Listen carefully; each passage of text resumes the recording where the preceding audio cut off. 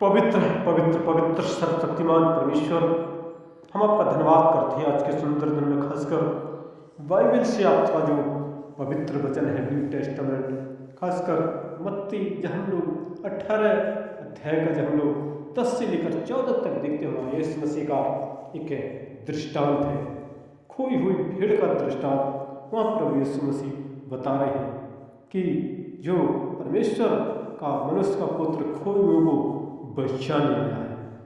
क्योंकि लिखा है, यदि किसी मनुष्य की 100 भेड़ें हों और उनमें से एक भटक जाए तो क्या वह 99 को छोड़कर और पहाड़ों पर जाकर उस भटकी हुई को न ढूंढेगा? और यदि हो ऐसा हो तो उसे पाए। मैं तुमसे सच कहता हूँ कि वह उन 99 भेड़ों को लिए जो भटकी हुई भेड़ इतना आनंद करेगा जितना कि उस भेड़ के लिए करता है। ऐसा ही तुम्हारे पिता को जो स्वर्ग में है, वह इच्छा नहीं कि इन छोटों में से एक भी नष्ट हो। क्योंकि परमेश्वर हर एक को बचाना चाहता है। जैसे लूका 15 अध्याय में भी देखते हैं, वहाँ पर भी यीशु मसीह का जिक्र है। क्योंकि जैसे ही वो उनका भेड़ मिल जाता है, वो कहता है अपने मित्रों पड़ोसियों को इकट्ठा करके और कहता है मेरे साथ आनंद करो, क्योंकि मेरी खोई हुई भेड़ मिल गई है। मैं तुमसे सच कहता हूँ, इसी रीत से एक मन फिराने वाले पापी के विषय में भी स्वर्ग में इतना ही आनंद होगा जितना कि 99 ऐसे धर्मियों के विषय नहीं होता जिन्हें मन फिराने की आवश्यकता नहीं। इसलिए प्रभु यीशु मसीह कहते हैं कि हमें हर इंसान से यीशु मसीह प्रेम करते हैं। जैसे किसी स्त्री का यदि एक भी सिक्का खो जाए और वो उसे दिया जलाकर ढूंढती है और उसे जब तक मिल नहीं जाता तब तक वो ढूंढती रहती है, और जब मिल जाता है तो वो आनंद मनाती है। इसलिए वो कहते हैं, मैं तुमसे कहता हूँ, इसी रीत से एक मन फिराने वाली पापी के विषय में परमेश्वर के स्वर्गदूतों के सामने आनंद होता है। क्योंकि वहाँ पर भी परमेश्वर आनंद मनाते हैं।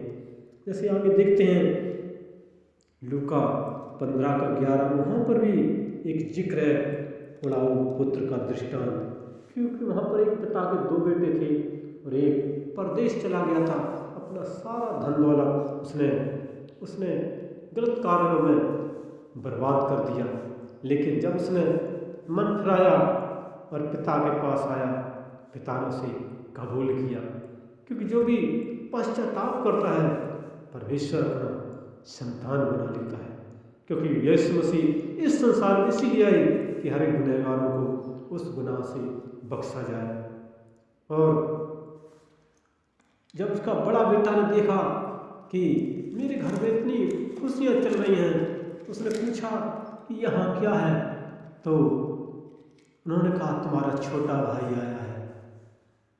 तो उसके पिता ने उससे कहा, परंतु अब आनंद करना और मगन होना चाहिए, क्योंकि वो तेरा भाई जो चला गया था लेकिन वो आ गया है, वो खो गया था अब मिल गया है। इसलिए हमें परमेश्वर की महिमा करनी है, आराधना करनी है, प्रार्थना करनी है। क्योंकि जो अंधकार में चल रहे हैं लोग, उनको ज्योति में लाना है। इसलिए हमें प्रभु का वचन लोगों तक पहुंचाना है। क्योंकि परमेश्वर उस बीज को उगाता है और वही बीज एक शाख पात बन जाता है। इसलिए हमें परमेश्वर की महिमा करनी है, उनके चरणों में आना है और प्रार्थना करना है, जय जयकार करना है। क्योंकि जो भी पश्चाताप परमेश्वर से करता है, परमेश्वर उसे ग्रहण करता है।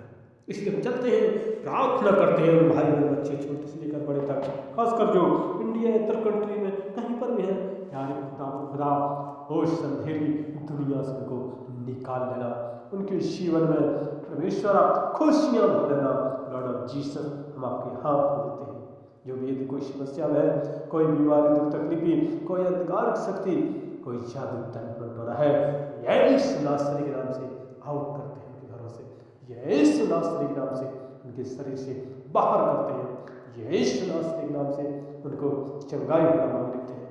लॉर्ड ऑफ जीसस, हम आपके हाथ में देते हैं, आपकी हेल्प चाहते हैं, आपकी सुरक्षा चाहते हैं, आपकी सहायता चाहते हैं। और राजाओं के राजा और प्रभुओं के प्रभु यीशु राजा महाराजा, हम आपके हाथ में देते हैं प्यारे परमेश्वर।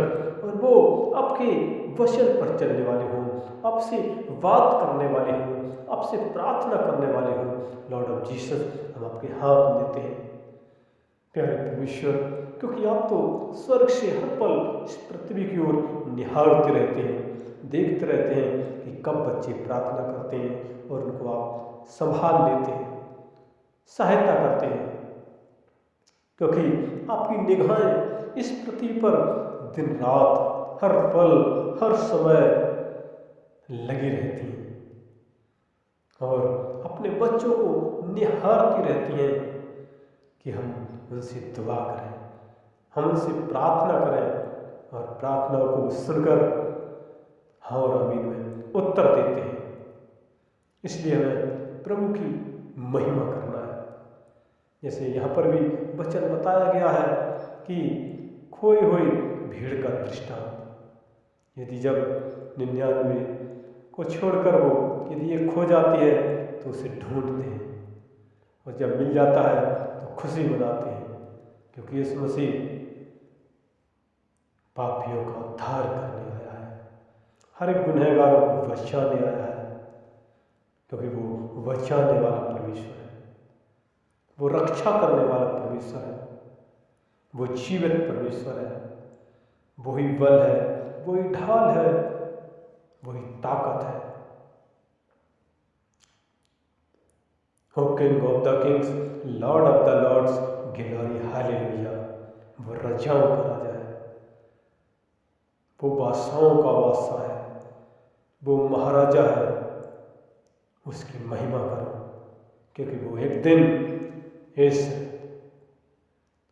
संसार में आएगा, वो आकाश में आगे आगे आ गएगी, पीछे पीछे करोड़ों और वो स्वर्गदूत होंगे और वो एक एक का न्याय करेगा, क्योंकि वो न्याय करता है, वो न्यायाधीशों का न्यायाधीश है, वो सर्वशक्तिमान है, वो सारी भूमंडल का स्वामी है। इसलिए उसकी आराधना करना है, क्योंकि वो आराधना के योग है,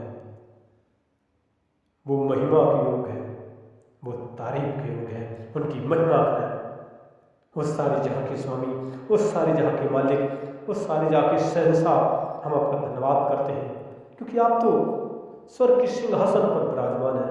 लेकिन आपने कहा है मैं अपने बच्चों को अपने स्वर्ग राज में रखूंगा, जहाँ सोने की सड़कें उनके लिए हैं, हीरा मोती के महल हैं, जहाँ पर खुशियाँ ही खुशियाँ हैं स्वर्ग में।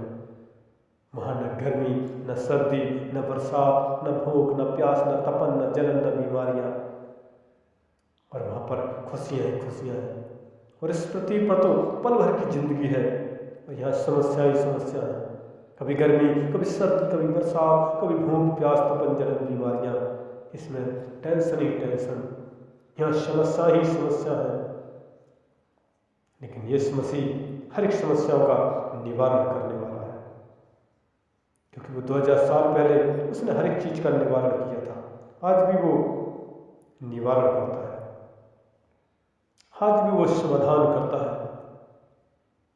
क्योंकि वो समाधान करता है। वो न्यायी परमेश्वर है, वो अनंत जीवन देने वाला है, वो उद्धार करने वाला है, क्योंकि वो जीवित पिता है,